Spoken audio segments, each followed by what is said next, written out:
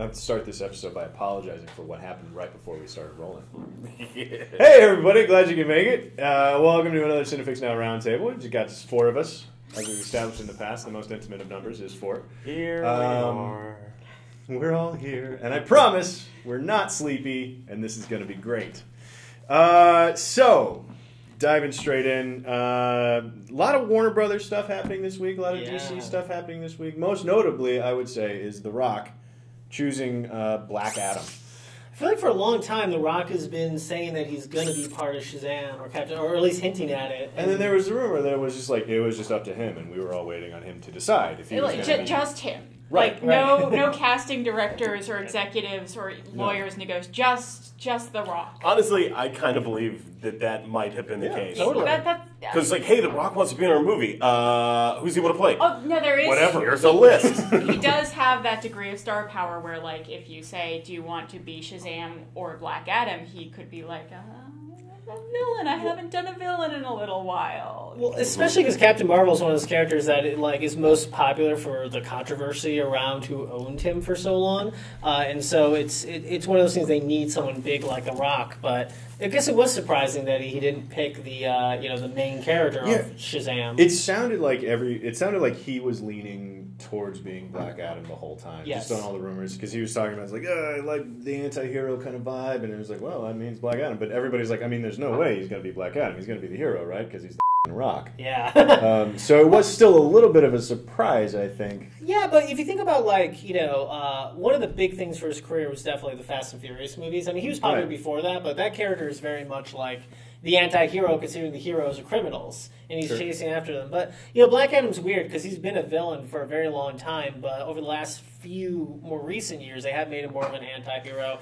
He's like a protector of, this certain country that he's always protecting against bad guys, and so, This is a different country than the one that he, killed everybody in at one time, right? Yeah, I believe so. Yeah, because there was an arc where he literally killed the populace of an entire country. Yeah, well, that's the thing. For the most part, he's always been a real bad guy. Yeah, that's a face that says real bad guy. Yeah. Yep. But the other interesting thing is that it's not a big Warner Brothers movie. It's they've loaned it out to New Line, which is a Warner Brothers subsidiary. New Line, obviously, it's not like they can't do big movies. They did the Lord of the Rings movies. They're doing the Hobbit movies. But it's interesting because it's not going to tie in at all to the rest of their DC universe. Well, does that mean that they get an exception to that no jokes rule that supposedly applies to the... Because otherwise, I don't know if I want to see a Shazam movie without jokes. You couldn't. If you haven't... You can't take that shit seriously. Yeah, Shazam is the worst. With a little kid who becomes a big superhero, it's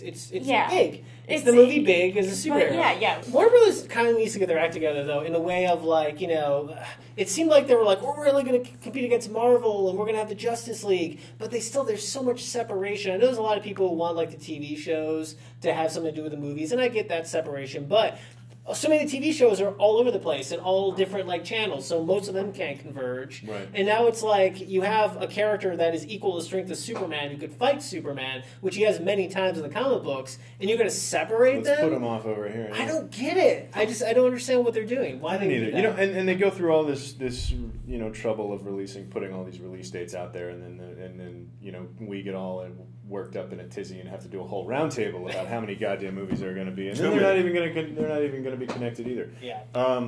It is interesting though, but going back and touching on the no jokes policy, which is another thing that happened in the last couple of weeks. I don't think we've actually touched on that on the site. Last week or whatever it was. But. Yeah, apparently DC has a policy. This is a rumor. They have a policy that you can't joke in a Justice League movie. Yeah, no jokes. We take it totally seriously. Hilarious because there are only 2 or 3 good movies made throughout history which had no jokes. Right. And one of them was Schindler's List. Mm-hmm. So unless we want I'm pretty sure there's a fart joke in there. It's bound to be. Somewhere. Bound to be. I have not. Have to go back and rewatch it. Yeah. You think Schindler's List? I haven't spent a lot of time rewatching Schindler's List over and over the way I would say rewatch the Avengers. It's a difficult movie to watch a bunch. I hope that they at least have some jokes. And frankly, I hope they have some joke. That's not quite the policy, and they have some jokes in Wonder Woman, because my friends and I were talking about this. She is a demi-goddess made from clay either way, comes from literally a place called Paradise Island, and she wields a lasso. Right. Like, I feel like the only way Can we please make fun of that? Yeah. No, the only way you can have the audience buy into that exposition without 25 minutes of epic Paradise Island vistas is have her explain it to some normal guy from, from the human world, and have him be like, really? Paradise Island? It's actually called Paradise Island? And she says, yes, it is. What they need to do is she explains it all to, like, a cabbie, and he goes, psh, and then we just move on. Yeah. What's weird, do that, right? What's weird is that, like, they've been like, we don't want any jokes in our movies. Like, they saw Guardians of the Galaxy, and they're like, no, we don't want any of that success. Yeah, there's this sort of need to differentiate between DC and Marvel, or Warner and Disney, and that's fair, except you don't have to do that deliberately. The movies will fall into place differently with or without overarching policies of we don't do unified universes, or we don't do like jokes. Why do we need to make that rule? That rule, making a rule like that makes it seem like they're concentrated on other things besides just making the right movie. Especially because so many of the characters really have a lot of, like, that's part of their personality. Like the Flash, Barry Allen, for instance, is always like cracking wise. He's always making jokes. It's comic books. Yeah, exactly. I mean. Well, some of my favorite Batman moments are when, like, you realize that he has a very dry sense of humor. Yeah. Right. Because otherwise, he's not human. Right. Yeah. Yeah. No, I can't. Nobody likes being around him. It's like he might as well be a robot. Alfred's kind of subtly giving him shit all over the place. Like, that's part of the whole Batman. And I bet Jeremy Irons is great at parties. So hopefully Alfred gets to be funny on some level. I don't know. I think the most interesting thing to me about this week in Shazam anyway is that because The Rock was going to be one of the guys, and ultimately he should probably be Black Adam, because The Rock being an 11-year-old boy. Well, now that I say it like that, that sounds great. Yeah. I think that would be really fun. I think that would be a blast. That's why I was like, I wonder if they have a script, and if it's like it's just mostly a kid the whole time. Yeah. And there's actually very little Shazam. He's like, well, I want the bigger part. Duh. Yeah. But we've been. They can't like Captain America him down to an 11-year-old boy. I don't think we can buy that. With his humongous prepubescent muscles. But again, I do think the more interesting part about this is giving it to New Line and making them not connected at all. Which, Shazam and the Justice League don't have a whole lot of crossover traditionally. They do on the bigger events, like Kingdom Come. There was a huge event. I mean, Captain Marvel was one of the main villains in Kingdom Come, and he was great. And he's such a powerful character. And also, like, Injustice, the video game, he became even more popular because of that video game. So people really know who he is now.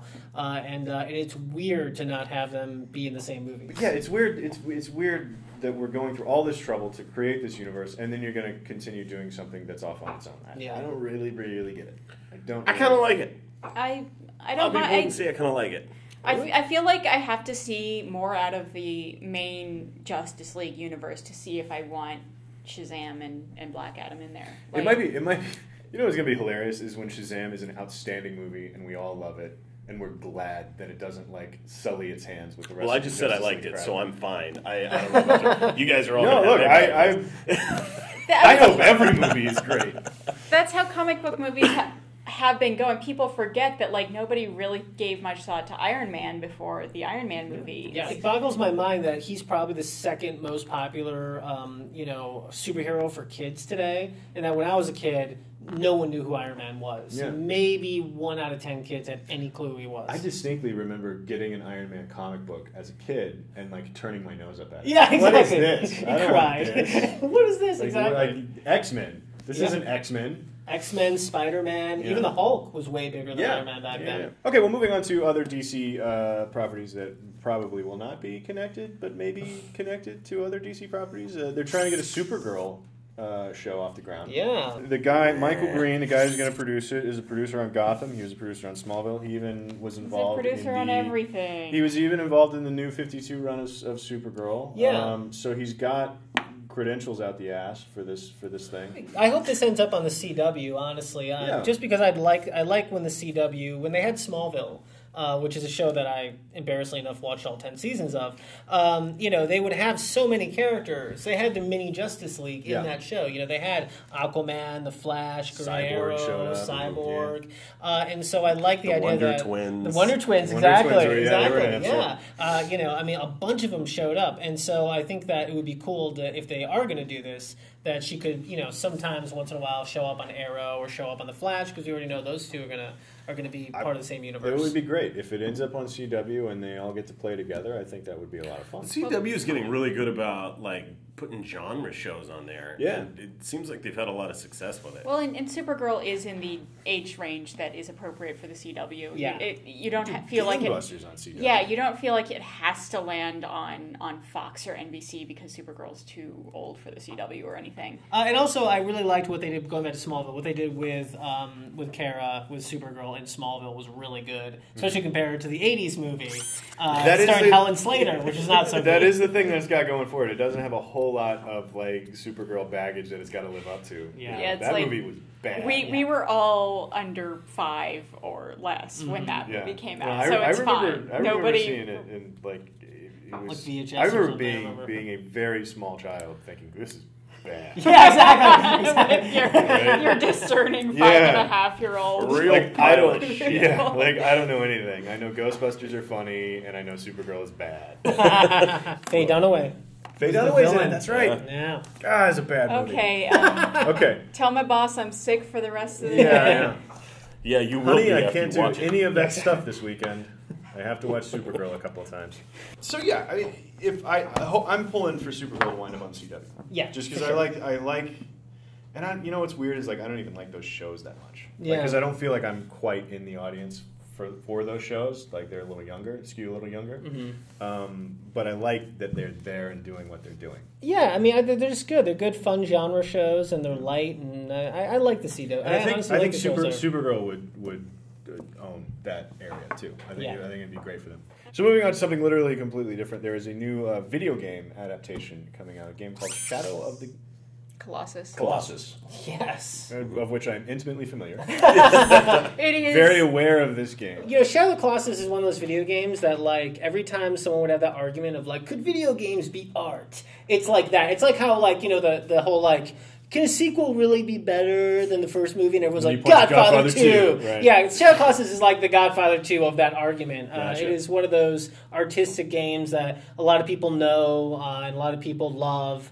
And so it's not surprising that they're going to attempt to make the game just on that regard. And not terribly story-driven, if I understand correctly. No. It's literally 12 boss battles or 14 boss 16 boss battles. Yeah. That's all there is to the game. Now, I haven't played Shadow of the Colossus. Any dialogue, is there? It's very little. I mean, basically the idea sparse. is there's this guy and his true love is dead, and so basically he makes this deal with this elder spirit to go and kill all these colossi, and the spirit will bring her back if he does it. It's a great one. I think it's almost unfilmable. Yeah. I'm surprised. That's not a challenge, Hollywood. I like the fact the director of Mama is supposedly going to direct it. Yeah, I thought Mama was incredibly competent. Probably a little bit at the end, but I really enjoyed it. I thought it was shot well, and it had a lot. Well, yeah, and that was a Guillermo del Toro production as well. Mm-hmm. So it's that's where this guy, what's his name, Andy Muschietti, is sort of coming from. Is more of a visual storyteller anyway. So it sounds like it could be a really interesting way by far the most what you need. Cinematic part of those games is that they're just you're there and you feel like you're there. Right. So I mean that's the interesting thing is that there's been such a hard time getting video game adaptations done and done well. Yeah. Assassin's Creed looks Still like cooking. it finally might start Still to happen, cooking. And then there's just a handful of others over the Splinter years. Cell's being made right now. Yeah, and supposedly, but there's video game adaptations have notoriously been really bad for the most part. I would say, and so it's interesting to get. I mean, it is a popular game, but it's very with no story whatsoever. Meanwhile, there's these other games that, like you said, practically scripted out for you. They've got some really interesting stories. Like Last of Us. Yes, Last of Us could be really good. Deus Ex could be really good if it ends up actually being made. Right, and then that's if it ends up actually being made. So it's interesting to see this movie with no story whatsoever and just a visual style that's really interesting, and that gets made before these others. Look, it makes more sense to me to adapt this into a movie than like Grand Theft Auto, right, or something like that, which just sort of misses the point of what people enjoy about the series. Like Need for Speed.